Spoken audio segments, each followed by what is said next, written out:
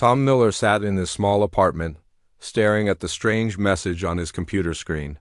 The holographic display flickered, showing the face of his old friend Marcus Webb, but Marcus was dead. He had died 3 months ago in an accident on some faraway planet. "Tom, my friend," the recorded message began. "If you are watching this, then I am gone. I need you to do something very important for me." Tom leaned forward, his coffee growing cold in his hands. Marcus looked serious, more serious than Tom had ever seen him. "Remember when we were kids? You always said you would help me with anything. Well, I need that help now. There is a place on New Eden Colony. The coordinates are attached to this message. You must go there. You must honor a debt that I cannot repay." The message ended abruptly. Tom sat back, confused. Marcus had always been mysterious about his work. He was a scientist who studied alien species for the government, but what kind of debt could he have left behind? 2 weeks later, Tom found himself on a transport ship heading to New Eden Colony. The journey took 5 days through hyperspace. Tom had never been off Earth before. He was just a simple mechanic who fixed hovercars in downtown Chicago. This whole adventure felt like a dream. New Eden Colony was a small settlement on the edge of human space. The buildings were basic and functional. Everything looked temporary, like people were ready to leave at any moment. Tom followed the coordinates. Marcus had given him to a secure facility outside the main town. The building was made of metal and concrete. It had no windows and only one entrance. A security scanner checked Tom's identity before the heavy doors opened with a soft hiss inside. The facility was much more advanced than it looked from outside. White walls glowed with soft light. The air was clean and cool. Tom walked down a long corridor. Following signs that seemed to know where he was going, he found himself in a large room filled with strange equipment. In the center of the room was a glass chamber like a sleeping pod from the old science fiction movies. Inside the chamber was the most beautiful woman Tom had ever seen, but she was not human. Her skin was a soft blue color, like the sky at dawn. Her hair was long and silver, flowing around her shoulders. She was tall and graceful even while sleeping. Strange symbols glowed faintly on her forehead and arms. "Hello, Tom Miller." Tom spun around. A hologram of Marcus appeared beside him, looking exactly as he had in the message. "I see you found her," Marcus continued. "Her name is Lyra. She is from a species called the Villani, and Tom, she is your wife now." "What?" Tom stumbled backward. "Marcus, what are you talking about? I don't have a wife." The hologram of Marcus smiled sadly. "Let me explain. 5 years ago, I was part of the first contact team that met the Villani people. Their ship was damaged, crashed on a moon near the outer rim. I was the only human who could reach them in time." The hologram gestured toward the sleeping woman. "Lyra's father was the ship's captain. He was dying from his injuries. I saved his life using human medical techniques that the Villani had never seen before. In their culture, this created what they call a life debt." Tom stared at Lyra's peaceful face. "She looked so serene, so perfect. But what does that have to do with me? In Villani society, when someone saves your life, you owe them everything. Captain Varen offered me his greatest treasure, his daughter's hand in marriage. I couldn't refuse without insulting his entire family. But I never married her, Tom. I kept postponing, making excuses." The hologram's expression grew more serious. "Now I am dead, and the debt transfers to my closest friend. That's you, Tom. According to Villani law, you are now responsible for this marriage contract." Tom felt dizzy. "But I can't marry an alien. I don't even know her." "The Villani are not like humans, Tom. For them, honor is everything. If you refuse this marriage, it will bring shame to Lyra's family. It could even damage the peace treaty between humans and Villani. There are millions of lives at stake." Tom looked at the sleeping woman again. She was beautiful, but she was also completely foreign to him. How could he marry someone from another world? "She has been in stasis for 2 years, waiting for me to fulfill the contract," Marcus explained. "I kept putting it off because I knew I was not the right man for her. But you, Tom, do you have a good heart? You are kind and honest. Maybe you can give her the life she deserves. The hologram began to flicker. The stasis chamber will open automatically in 1 hour. When Lyra wakes up, she will expect to meet her new husband. I am sorry to put this burden on you, my friend, but I trust you to do the right thing. The hologram disappeared, leaving Tom alone with the sleeping alien woman who was apparently his wife. Tom walked closer to the chamber. Up close, he could see that Lyra was even more beautiful. Her features were delicate but strong. Her blue skin seemed to glow with its own inner light. She looked peaceful, like she was having pleasant dreams. What am I supposed to do? Tom whispered. To himself, as if in answer to his question, the chamber began to hum. Lights flashed on the control panel nearby. The stasis process was ending? In a few minutes, Lyra would wake up in a strange place, looking for a man who was dead, only to find Tom instead. Tom took a deep breath. He had always been good in crisis situations. When hover cars broke down, he fixed them. When customers were angry, he calmed them down, but this was different. This was about 2 different species, ancient debts, and a woman who might hate him. For not being Marcus, the chamber's glass lid began to slide open with a soft whisper of escaping gases. Lyra's silver eyelashes fluttered. She was waking up. Tom straightened his shoulders. Whatever happened next, he would face it with dignity. He owed that much to Marcus, to Lyra, and to himself. The most beautiful alien woman in the galaxy was about to open her eyes and see him for the first time. Tom Miller, the simple mechanic from Chicago, was about to become part of something much bigger than he had ever imagined. Lyra's eyes opened slowly, revealing irises that sparkled like purple gems. She sat up gracefully in the chamber, her silver hair flowing like liquid metal. For a moment she looked around the room with confusion, then her gaze fell on Tom. "Where is Marcus Webb?" she asked in perfect English, though her voice carried a musical accent that Tom had never heard before. Tom stepped forward nervously. "Lyra, I'm Tom Miller. Marcus was my friend, but he died 3 months ago. I'm sorry." Lyra's beautiful face showed no emotion, but the symbols on her forehead began to glow brighter. "You are not the one I was promised to. I know this." "It's confusing," Tom said, trying to keep his voice steady. "Marcus left me a message. He said the marriage contract transfers to me now." Lyra stood up from the chamber. She was tall, almost 6 feet, and moved with the grace of a dancer. "You are his replacement?" She looked Tom up and down, clearly not impressed. "You are is smaller than I expected." Tom felt his cheeks burn. He was average height for a human, but next to Lyra, he felt like a child. "I didn't ask for this either. But Marcus said it was important for peace between our peoples." "Peace," Lyra repeated, her voice cold. "Yes, I know about your human politics." "Very well, I will honor my father's debt, even if it means being bound to someone so ordinary." The words stung, but Tom tried to understand. She had been expecting to marry a famous scientist, not a mechanic from Earth. "We should get you somewhere more comfortable," he said. "I have a ship waiting." 3 days later, they arrived at Tom's apartment in Chicago. The building was old but clean, with small rooms and basic furniture. Lyra looked around with obvious disappointment. "This is where you live?" she asked, touching the worn fabric of his couch.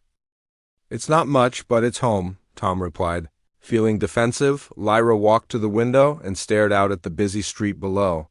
Hover cars zipped between tall buildings, and people hurried along the sidewalks. "Your city is so chaotic. On my world, everything is planned and organized." "That sounds boring," Tom muttered. Lyra turned to him with sharp eyes. "What did you say?" "Nothing. Are you hungry? I can make some food." Tom went to the kitchen and started preparing a simple meal. He made spaghetti with tomato sauce, one of the few dishes he could cook well. But when he served it to Lyra, she stared at the plate like it was poisonous. "What is this?" she asked. "Spaghetti." "It's good, I promise." Lyra picked up a single strand with her fork and examined it closely. "It looks like worms." "How do you expect me to eat this?" Tom sat down across from her. "It's just pasta. Humans have been eating it for hundreds of years." "Humans," Lyra said with a sigh. "You eat such primitive food." On Villani, we have perfected nutrition. Every meal is carefully balanced for optimal health and energy. This is balanced, Tom said defensively. It has carbohydrates, protein from the meat sauce, and vegetables. Lyra took a small bite and made a face. It tastes like nothing. Where are the micronutrients? The cellular enhancers? This food will make you weak and slow. I'm not weak, Tom said, starting to get annoyed. No? Lyra stood up and walked to his broken television. She examined it for a moment, then placed her hands on the screen. The symbols on her arms began to glow, and suddenly the TV turned on perfectly. Tom stared in amazement. How did you do that? Simple bioelectric manipulation, Lyra said casually. Your technology is so crude. This device was barely functioning. She moved to his refrigerator next. This cooling unit is inefficient. It wastes 60% of its energy. She touched a few spots on the door, and the humming sound changed to a quieter, smoother tone. Your entire dwelling needs improvement, she continued, walking around the apartment. The air circulation is poor, the lighting is harsh, and the structural integrity is questionable. Tom followed her, growing more frustrated. There's nothing wrong with my apartment? I've lived here for 5 years. Yes, I can see that, Lyra said, running her finger along a bookshelf and showing him the dust. Humans seem to accept mediocrity as normal. We're not all super advanced aliens, Tom snapped. Some of us have to work for a living instead of just waving our hands and fixing everything with magic. Lyra turned to face him, her purple eyes flashing. Magic? This is science, far beyond your primitive understanding, and I work too. I am a bioengineer trained in the finest academies of Villani Prime. Well, congratulations, Tom said sarcastically. I'm just a mechanic who fixes hovercars. Yes, Lyra said coldly, I noticed. They stared at each other across the small living room. Tom felt like a failure. Everything about his life seemed small and pathetic compared to her world of perfect technology and advanced science. The next morning, Tom had to go to work. He left Lyra in the apartment with some books and his computer, hoping she would find something to occupy her time. When he returned that evening, he found Chaos. His neighbor, Mrs. Chun, was standing in the hallway with several other residents, all talking loudly in worried voices. Tom pushed through the crowd to his apartment door. Inside, his living room had been transformed. Strange, glowing plants grew from the walls and ceiling. The air smelled like flowers and rain. Everything was beautiful, but definitely not normal. Lyra, Tom called out. What did you do? She emerged from the kitchen looking pleased with herself. I improved your dwelling. The air quality is now perfect, the temperature is automatically regulated, and these plants will provide fresh oxygen and natural light. But what about my neighbors? Tom asked. What about the building codes? What about Tom? Mrs. Chun appeared in his doorway, her eyes wide with fear. What's happening? Those plants, they're growing through my wall. Tom looked and saw that the glowing vines had indeed spread beyond his apartment. They were creeping into other units, and some of the residents looked terrified. I was only trying to help, Lyra said, but for the first time she looked uncertain. Help? Tom ran his hands through his hair. Lyra, you can't just change things without asking. These people don't understand your technology. They're scared. Scared? But it's beautiful and functional. That's not the point, Tom said, hearing sirens in the distance. You have to think about how your actions affect other people. Lyra's expression changed as she realized her mistake. I did not consider the consequences for others. On Villani, individual improvements benefit everyone. Well, this isn't Villani, Tom said gently. This is Earth, and we do things differently here. The sirens grew louder. Tom looked out the window and saw government vehicles arriving. Scientists and soldiers were getting out, all looking very serious. I think, Tom said quietly, we're in trouble. Lyra moved closer to him, and for the first time since they met, she looked vulnerable. I did not mean to cause problems. I was trying to make your home worthy of us? Despite everything, Tom felt a flicker of sympathy. She was trying to help, even if she didn't understand how. I know, he said. But we need to fix this together. As the authorities knocked on his door, Tom realized that learning to live with Lyra was going to be much more complicated than he had ever imagined. The government scientists spent 3 hours removing Lyra's bioengineered plants from Tom's apartment building.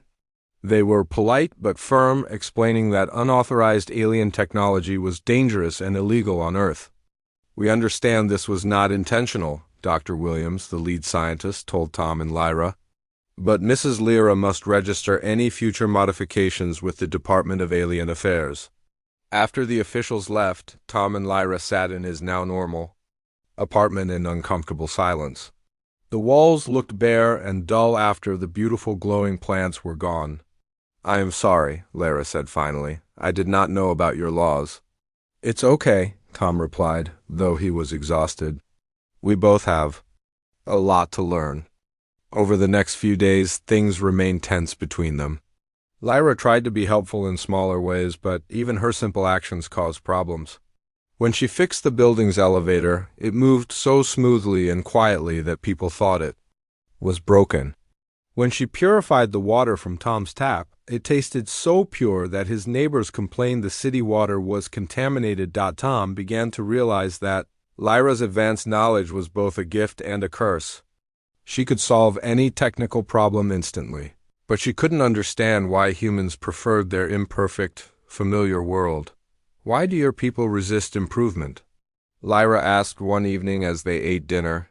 She had learned to cook human food, though she still thought it was nutritionally inferior. "It's not that we resist improvement," Tom explained.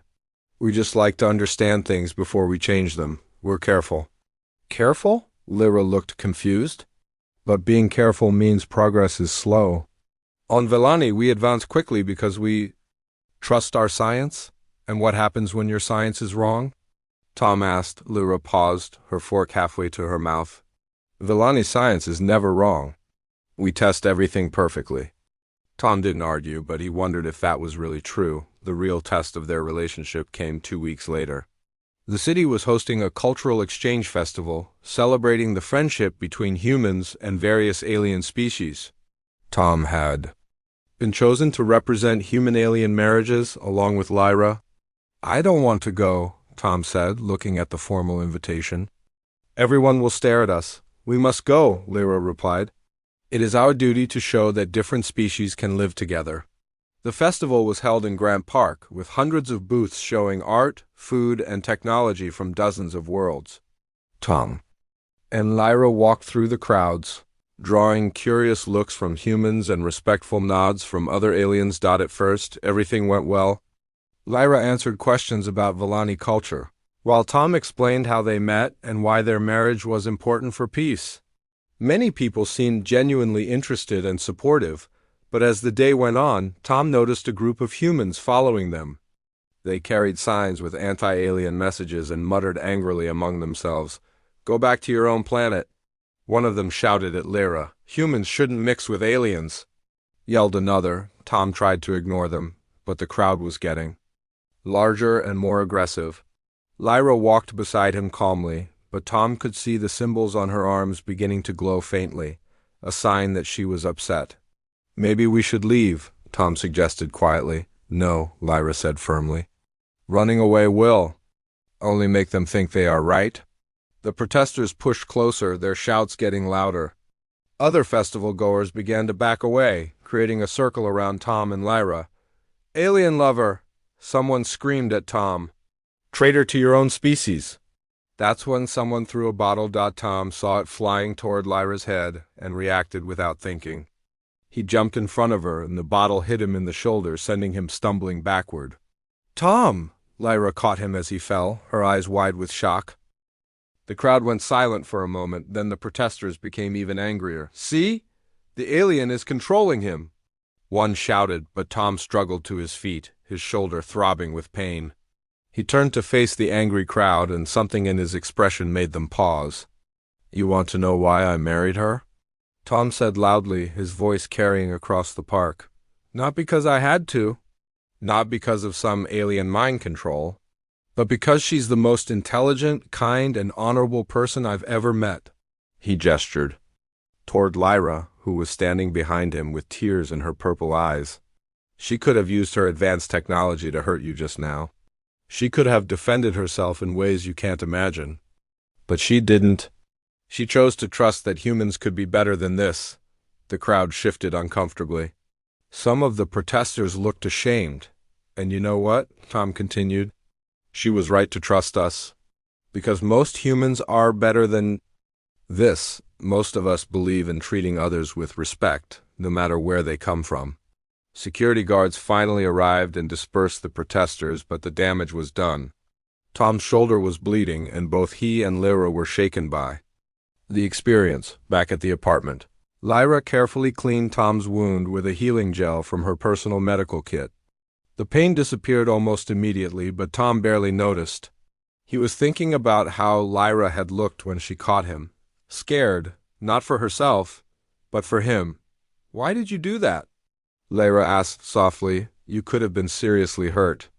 "I couldn't let them hurt you," Tom replied simply. Lyra was quiet for a long moment. "On Villani, we make alliances based on logic and benefit. Emotions are considered weakness. But what you did today, it was not logical, it was not beneficial. It was purely emotional. I'm sorry if that disappoints you," Tom said. "Disappoints me?" Lyra looked up at him with wonder. "Tom, it was the most beautiful thing I have ever seen. You risked yourself. For someone who has been nothing but difficult and critical since we met," Tom felt his cheeks redden. "You haven't been that bad?" Lyra smiled for the first time since he'd known her. "Yes, I have. I have been arrogant and condescending. I thought humans were primitive because your technology is simple, but today I learned something important." "What's that?" "Advanced technology means nothing without a good heart. You showed more courage and honor in one moment than most Villani. Warriors show in their entire lives." They sat together on Tom's old couch, the silence between them comfortable for the first time. Tom realized that he was seeing Lyra differently now, not as an impossible alien princess, but as a person who was trying to understand a strange new world, just like he was trying to understand hers. "Tom," Lyra said quietly, "would you like to learn some Villani phrases? I could teach you." "I'd like that," Tom replied. "And maybe I could show you some human movies? The good ones, not the ones with aliens as villains." Lyra laughed, a sound like silver bells. "I would enjoy that very much." As they began Tom's first Villani lesson, both of them realized that they had taken the first real step toward becoming partners instead of strangers bound by obligation. Outside, the city of Chicago continued its busy life, unaware that in one small apartment, two very different people had begun to build something new together. 3 weeks after the festival incident, Tom woke up to find Lyra standing by the window, looking worried. Her usual calm expression was gone, replaced by something that looked like fear. "What's wrong?" Tom asked, getting out of bed. "They are coming," Lyra said quietly. "A ship from my world arrived last night.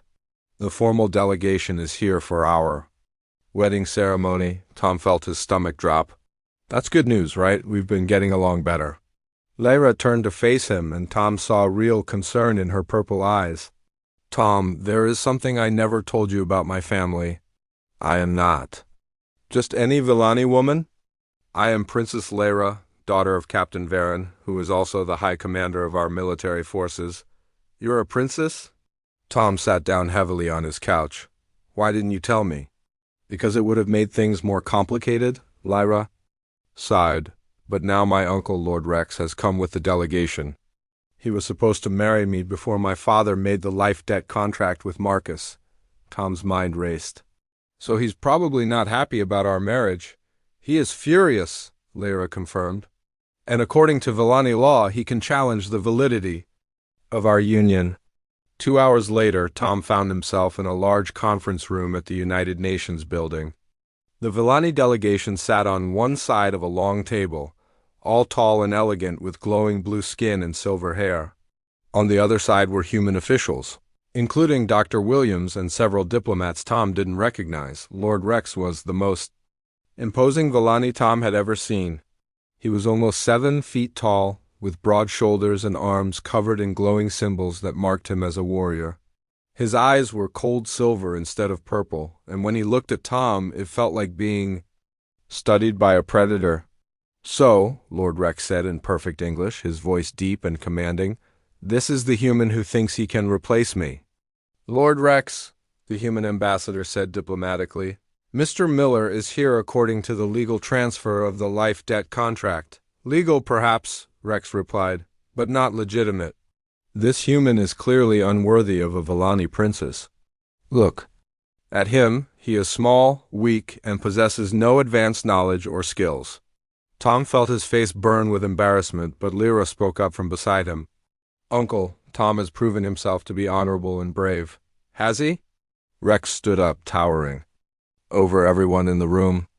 "Then let him prove it according to our ways. I invoke the right of challenge."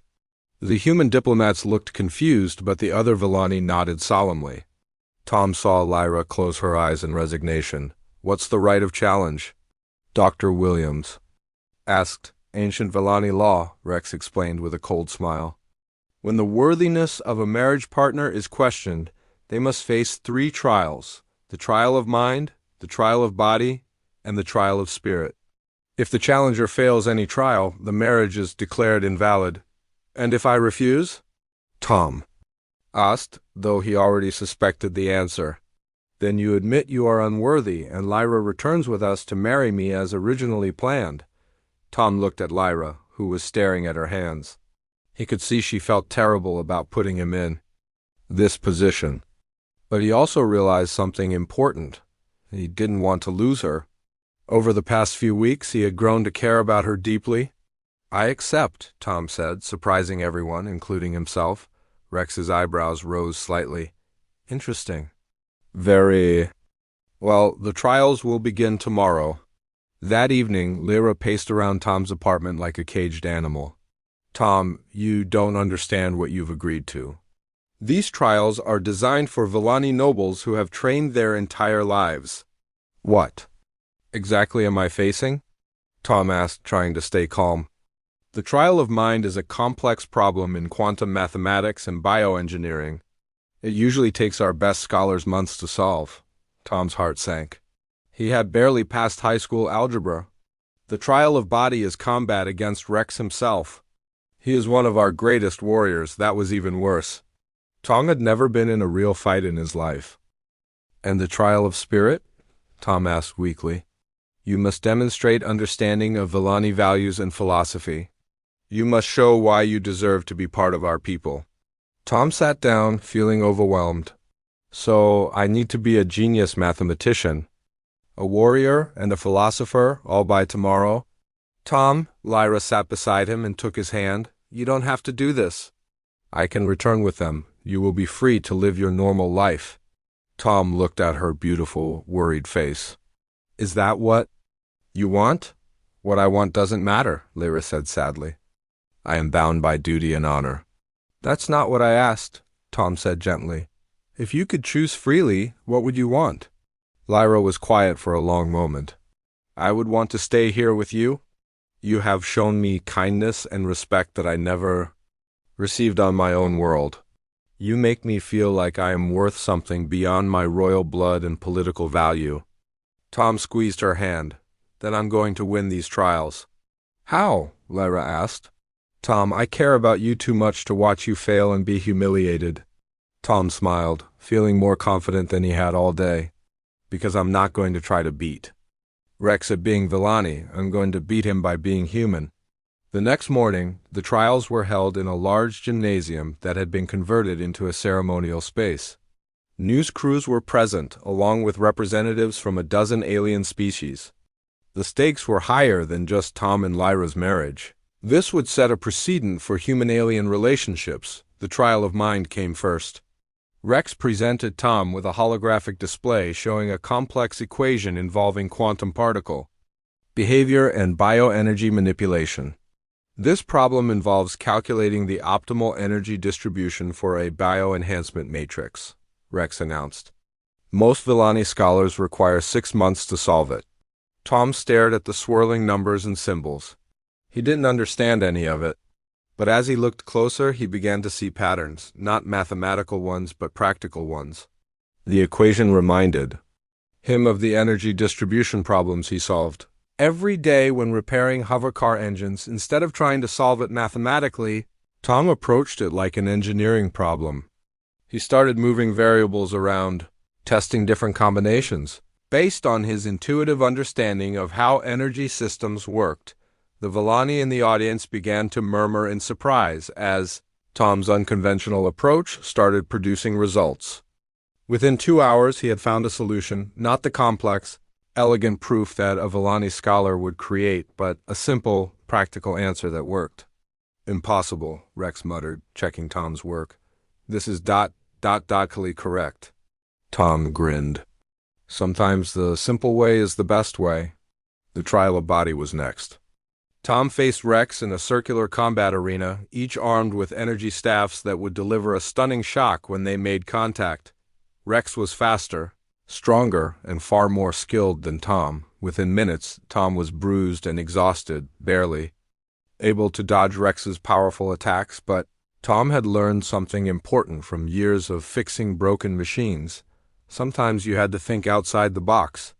Instead of trying to match Rex's strength and speed, Tom started using the environment to his advantage. He ducked behind obstacles, used the arena's walls to change direction unexpectedly, and most importantly, he watched Rex's patterns.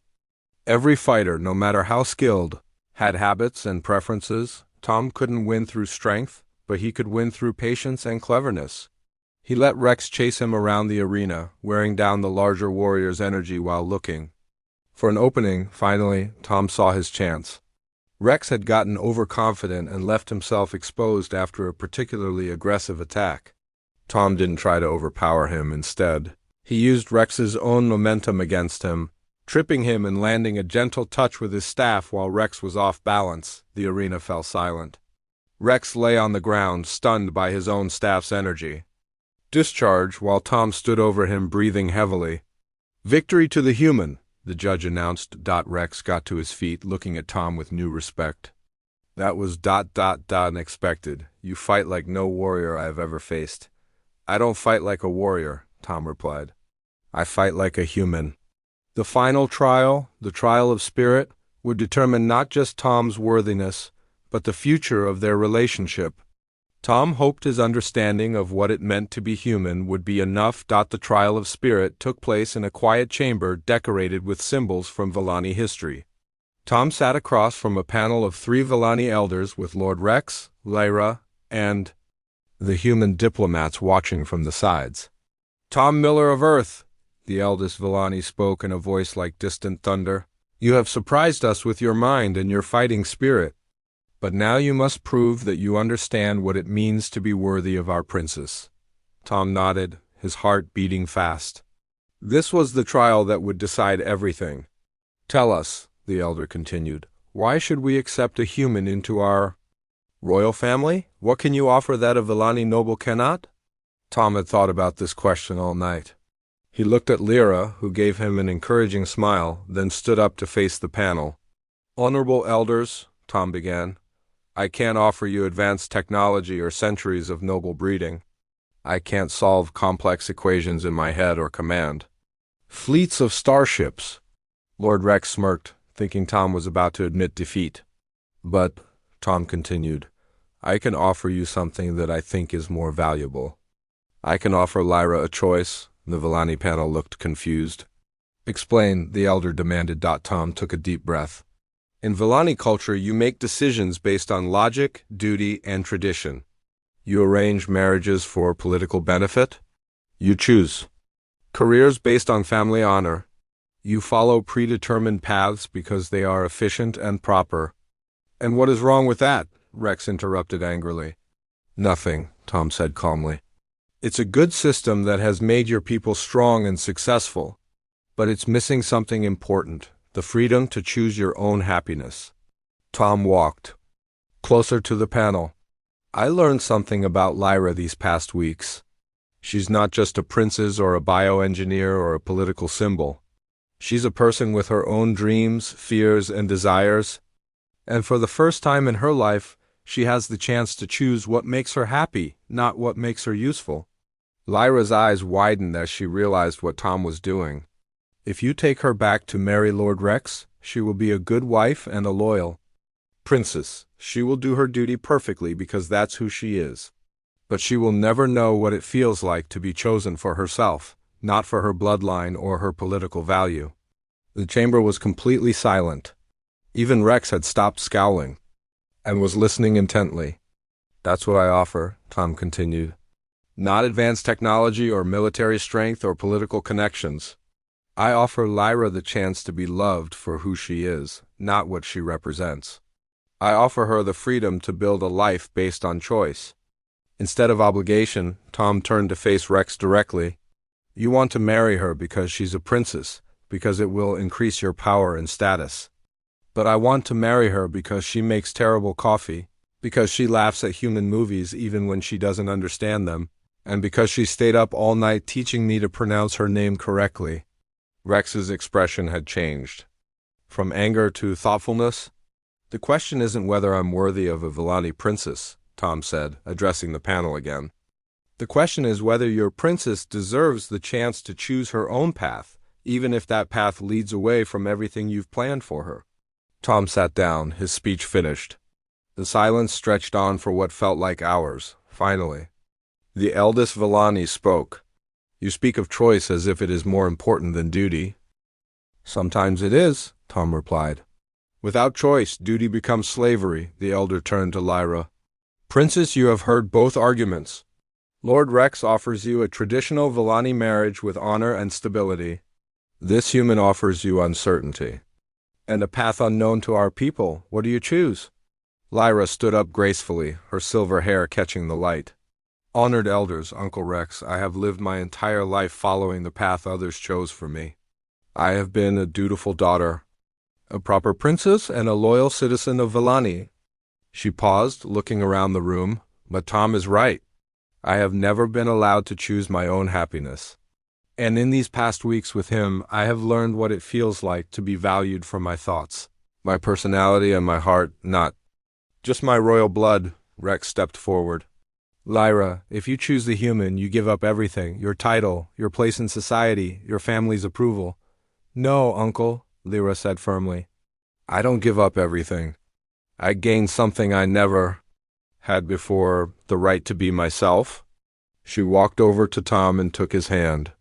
I choose Tom Miller, not because I have to, but because I want to. The Villani elders exchanged glances, then the eldest spoke again. This is unprecedented, but perhaps there is wisdom in new ways? Rex looked stunned for a moment, then his expression softened. You have more courage than I gave you credit for, Lyra. And you, human, he turned to Tom, you have shown me that strength comes in many forms. Rex approached Tom and extended his hand. I still think you're too small and weak for a Villani princess, but you have a warrior's heart and a good spirit. If Lyra chooses you, then I will respect that choice. Tom shook Rex's hand, amazed by how much the alien's attitude had changed. However, the eldest elder announced, there is one condition for this union to be recognized by our people. Tom's heart sank. What condition? You and Princess Lyra must serve as ambassadors between our worlds. You will travel to different planets, helping other humans and Villani understand each other. Your marriage will become a bridge between our peoples. Tom looked at Lyra, who was smiling brightly. What do you think? He asked her. I think, Lyra said, it sounds like the greatest adventure two people could share. 3 months later, Tom and Lyra stood together on the observation deck of the diplomatic ship New Horizon. They were traveling to their first assignment on a colony world where humans and Villani were trying to build a joint settlement. Tom wore a formal diplomatic uniform that still felt strange to him. Lyra wore a beautiful dress that combined Villani elegance with human practical design, symbolic of their partnership. Are you nervous? Lyra asked, taking his hand. Terrified, Tom admitted. A year ago, I was fixing hover cars in Chicago. Now I'm supposed to help negotiate peace between alien species. You'll do fine, Lyra said confidently. You have something that most diplomats lack. What's that? You see people as people, not as representatives of their species or politics. That's why the trials worked. You didn't try to become Villani. You stayed human and showed them that being human was valuable. Tom squeezed her hand. We make a good team. The best, Lyra agreed. Though I still think your coffee is terrible. Tom laughed. And I still think your perfect nutrition tastes like cardboard. As their ship approached the colony world, Tom reflected on how much his life had changed. He had inherited an alien wife from his friend Marcus, but along the way, he had gained something much more valuable, a true partner who chose to be with him. The stars stretched out before them, full of new worlds, new challenges, and new opportunities. To prove that love could bridge any gap, no matter how vast in the cargo hold below, wedding gifts from both Earth and Villani Prime were stored carefully, symbols of two worlds learning to trust each other. But the real symbol of that trust was walking hand in hand through the corridors of their ship, a simple mechanic from Chicago and a Villani, princess who had chosen love over duty. Their story was just beginning, and the galaxy was watching too. See what two people from different worlds could accomplish together.